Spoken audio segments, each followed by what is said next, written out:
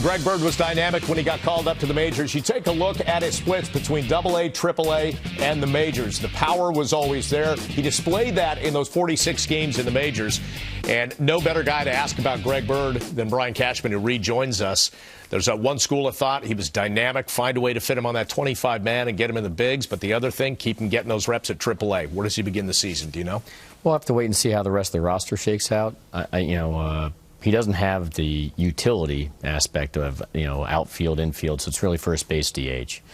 And so I think more likely he'll start at Scranton. But again, as we experienced here last year, there's a lot of injuries that come our way, and it's nice to have Greg Bird waiting in the wings if something occurs. And again, if that situation with the roster occurs where Castro can swing over, it gives us the opportunity if we're facing a scenario where we can have him up and spell text for a day, and we have the flexibility in the roster, we can have him get some at bats on a weekly basis based on the shuttle too. So, but if everybody's healthy, more likely than not, I'd see him in Scranton. Brian, the injury to Teixeira is what opened the door for Bird last season. I want to flash back to last spring training. Both Teixeira and A-Rod come to Tampa with a lot of questions, and both of them produced throughout the season. What's your level of confidence that a year older you're going to get the same kind of production from those two players? Well, Tex is significantly younger than Alex.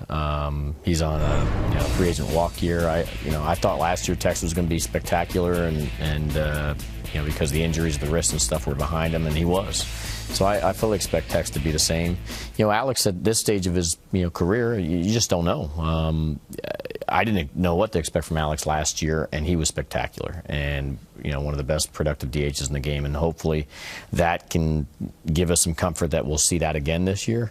But at the same time, you got to acknowledge he's getting older, and so you just don't know what you're going to see and what you're going to get. But I know one thing, he's going to be working his tail off, and he's a threat at the plate every time he's up there.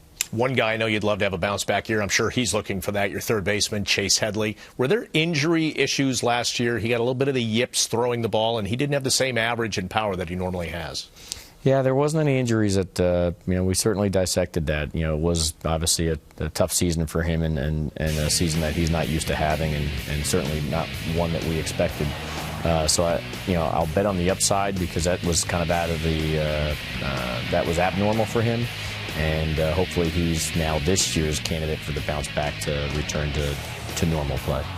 And talking about returning to normal play, for the first few months of last season, both Ellsbury and Gardner were as good a 1-2 in Major League Baseball. But then you look at the second half, they both tailed off. I'm sure you've asked them this question, but is there any explanation as to why both of them fizzled, and is there anything that you guys as an organization need to do differently with those two players?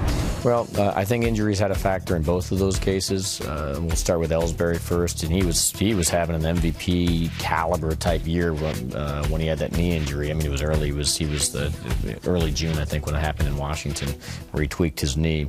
And then I think when he came back, the best explanation that makes enough sense from all parties involved was that although the knee physically got healed, he developed bad mechanics and mentally not necessarily trusting 100%, and so never got back in rhythm that was producing such a tremendous first half of the season, and that was following up on a tremendous previous season for us. And so I fully expect him to get back. He is another guy that I think if he stays healthy, we should see a return to normalcy for him. And then in Gardner's case, he's a lot like Derek Jeter. He does not tell you if anything's bothering him at all, and so he kind of makes us a little bit like veterinarians at times, and I think trying to have to guess what's going on. And I do think that his wrist started bothering him a little bit, and he just played through it. And so the only thing we have to probably learn more so than not is just to kind of trust what we're seeing on the field, and if it's not the normal performance, back off, because he's a type that's never going to give you an excuse. He'll always tell you he's fine when I don't think at times he is. Have you ever seen players change their change their tune? They get to 31, 32, say, okay, you know what, I understand what you guys are saying. I'll let you know when I need a day or two off. Well, I'd say no. I think that's part of their makeup, and DJ was king of it, and I think Gardy's kind of cut from the same cloth. Maybe he was, learned under DJ that way. Never making an excuse. There's nothing physically wrong with me. I'm fine. You might see him in the training room getting treatment. Everything all right? I'm fine. But he's getting treatment, but he's fine. So I just think that's the way he's wired, and I don't think that changes.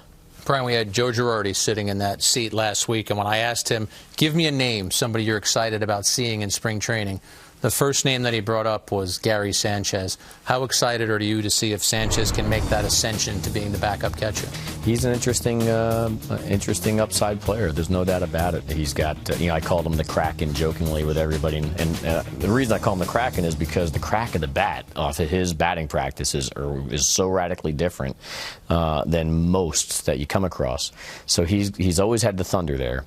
And but the defense has come along so much now that it gave us the opportunity to move a John Ryan Murphy, and that wasn't an easy move. We loved Murph, and he was a real quality backup, and we do think Murph's an everyday guy. But this guy's got much higher ceiling because he's the middle of the lineup caliber, future bat potential, with a tick below Pudge Rodriguez type arm. And much improved framing, because of Josh Paul, our catching coordinator, has done such a wonderful job with him. He's committed. His career, he's always had the physicality, but then I think a year ago, the light bulb went on where he really cares about the end result. Like, he's hungry for a big career, not just being a part of anything. He's actually hungry for, I want to be a difference maker. And that happened sometime in the last, 15 months or so. And it's translated into his play, and it's put him on a big-time map where he's got a shot to be the backup in New York and give us a chance to be, very interesting now where we match up. One of the big things with these acquisitions this winter is we were so susceptible to left-handers last year. Now, to offset that, we have Castro, we have Hicks, and we have a guy like Sanchez potentially to play with too. And and as Joe Girardi now has a lot more flexibility in the lineup if Sanchez makes the jump this year. It's interesting. Joe also brought up Aaron Hicks' name a lot, and it sounds like he's going to get a lot of reps, especially even if it's in a late game situation, taking over for Beltran defensively and right. But it sounds like he's going to try and use that a little more to keep Gardner and Ellsbury and Beltran healthy.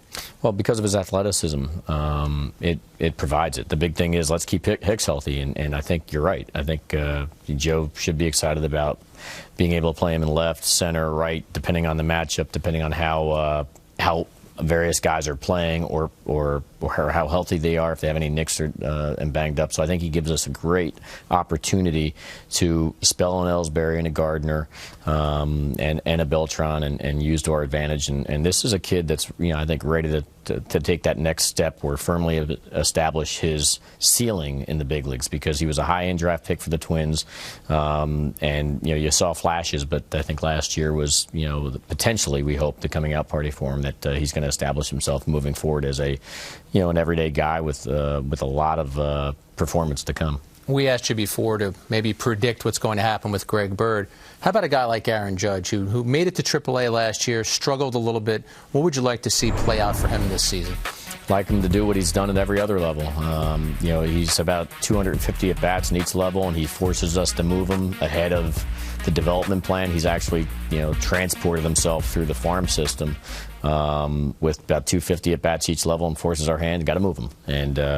And so hopefully he can dominate AAA and put up a high quality, well above average OPS at that level, like he's done at every other level prior, and that will really establish himself as a future stud in the big leagues. Final question, ask you about the starting rotation. Still questions about Tanaka in the arm, Sabathia in the knee, Pineda, what is he going to be? Nova, second year coming off Tommy John. Do you have any sense or comfort level of what you have in the rotation right now?